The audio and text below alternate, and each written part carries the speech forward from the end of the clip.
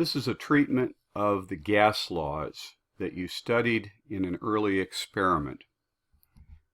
We're asking what is the relationship between the pressure, volume, absolute temperature, and number of moles of any gas. We start with the study of pressure and volume. This is called Boyle's law, after the great 17th and 18th century scientist Robert Boyle. He asks if the temperature and number of moles of a gas are constant. That is, if we do it out in the room where the temperature doesn't change and we don't pump more air in or let it leak, then we find as the pressure increases, the volume decreases. And these are experimental results from the Boyle's law experiment. Pressure, as you see, is going down, generally as you go from top to bottom, but it goes up in the middle. And then the volume is going down, and then when we expanded it to 17.2 milliliters, that's when the pressure dropped. But when we multiply the two together, we see that the pressure and the volume product is a constant. That's Boyle's law. Pressure times volume of a gas at constant temperature is a constant. This is the graph that you will frequently see and probably saw in the lab. Then we study the pressure and the temperature relationship. This is called Amonton's law, sometimes called Gay-Lussac's law. As you can see, we have measured here the temperature in Kelvin. That is, we have measured from 0 Kelvin, absolute zero. And you can see what's happening. The temperature here is going up, and then we have a low temperature at the end. The pressure is going up, and then when we drop the temperature, the pressure went down. So if the volume and number of moles are constant, as the temperature increases, so does the pressure, and it does so in a straight line. Temperature increases and pressure increases as long as we keep the thing from leaking and keep the volume of the gas constant. Therefore, the pressure divided by the absolute temperature is constant. You must say absolute temperature, and this is the graph that we can see. Absolute temperature, 0, starts our graph, and it's a straight line all the way on up. Pressure versus temperature. If we measure the volume and temperature, keeping the pressure and the number of moles of gas constant, we find that as the temperature increases, so does the volume. Here's that set of numbers. And as you can see, the volume is going up, the pressure is remaining the same. And we have this low temperature, the volume drops. And it turns out that if we divide the volume by the absolute temperature, we get a constant. This is called Charles's law. And this is an example of a graph that we may get in that situation. Now we've measured here in degrees Celsius. Please note that this is not absolute zero. This is the freezing point of water, 0 degrees Celsius. The line would continue back on down until the absolute temperature was 0, and the Celsius temperature would be negative 273 degrees. We can then measure the pressure of a gas as a function of the number of moles, and this is called Avogadro's law. And it says that if you keep the volume the same and the absolute temperature the same, then as you increase the number of moles in a syringe or any other container that doesn't leak, the pressure will also go up. So the pressure divided by the number of moles is a constant. These are the 4 gas laws that we can study in the lab. So you might ask, which of these charts best shows the relationship between volume and temperature of a gas at constant pressure? At constant pressure, the volume of a gas increases linearly with the absolute temperature.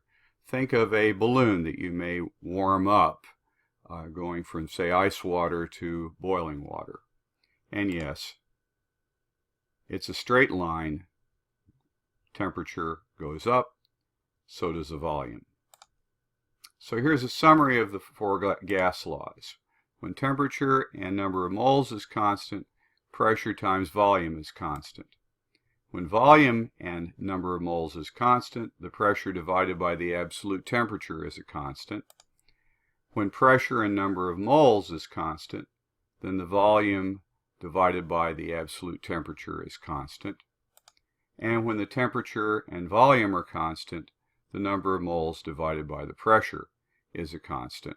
Or you can also flip these things and say the pressure divided by the number of moles is a constant. Now we move to the general gas law, which combines all of these. If when N and T are constant, P times V is a constant, and when N and V are constant, P divided by absolute temperature is a constant, and when N and P are constant, volume divided by absolute temperature is a constant, then when only the number of moles is constant, we must be able to say the pressure times the volume divided by the absolute temperature is a constant. That really combines all three of those constants you see on the left. So let's look at a problem. If 25 milliliters of a gas at constant temperature is compressed from 250 torr to 1000 torr, what is the new volume? Well, Boyle's law tells us at constant temperature, the pressure times the volume is a constant. That means for any particular situation on that line, pressure 1 times volume 1 is the constant, but pressure 2 times volume 2 is the same constant, so they're equal to each other. Therefore, volume 2, which is what we're looking for, is equal to pressure 1 times volume 1 divided by pressure 2. We plug in the numbers and units, we get 250 torr times 25 milliliters is pressure 1 times volume 1. We divide by pressure 2, which is 1000 torr, and we get 6.25 milliliters as our expected new volume. This makes sense because the pressure is going up, and therefore the volume ought to go down. Here's another one. 450 milliliters of helium at constant pressure are heated from 27 to 127 degrees Celsius. What's the new volume? Well, this is Charles' law. Volume divided by temperature when the pressure is constant is a constant. Remember, we use absolute temperature here. V1 over T1 must then be equal to V2 over T2, so we can solve for V2, and we get V1 times T2 divided by T1. If you need to take a moment to ascertain that that is true, please stop the video and do the algebra by yourself. Well, we plug in the numbers in units, 450 milliliters times, now remember we add 273 to every Celsius temperature to get the Kelvin. So 400 Kelvin is the higher temperature, 300 is the lower, and we get 600 milliliters as our answer. Always remember, absolute temperature is the Celsius temperature plus 273. If we keep the temperature at 273, a volume of 22.4 liters containing 0.4 moles has a pressure of 40.5 kPa. So what would be the pressure of 1 mole under these conditions? Now if you think about this, it must be higher because we're going from 0.4 moles to 1 mole, other things being constant. Temperature and volume are constant. So the pressure divided by the number of moles, which really ought to be a small n, is a constant. Therefore, the pressure is equal to that constant times the number of moles.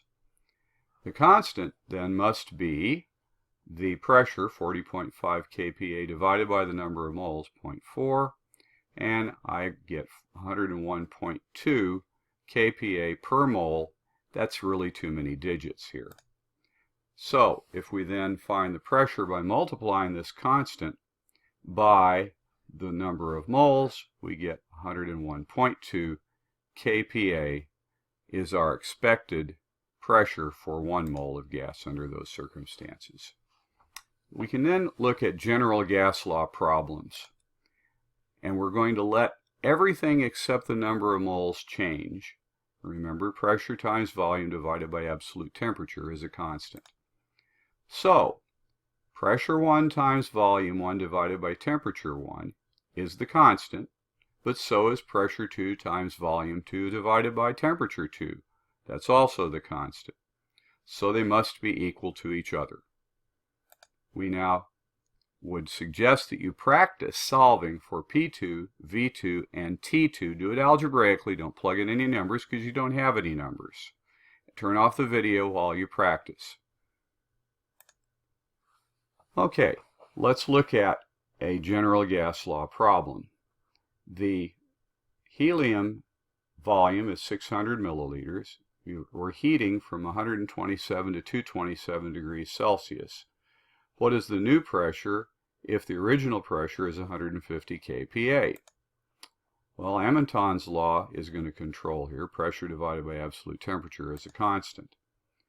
P1 over T1 equals P2, and so P2 is equal to P1 times T2 over T1. In this case, we're not changing the number of moles, and we're not changing the volume. It's constant. So we plug in the numbers in units, P1, T2, and T1, and we get 188 kPa. Remember again, absolute temperature is equal to Celsius plus 273.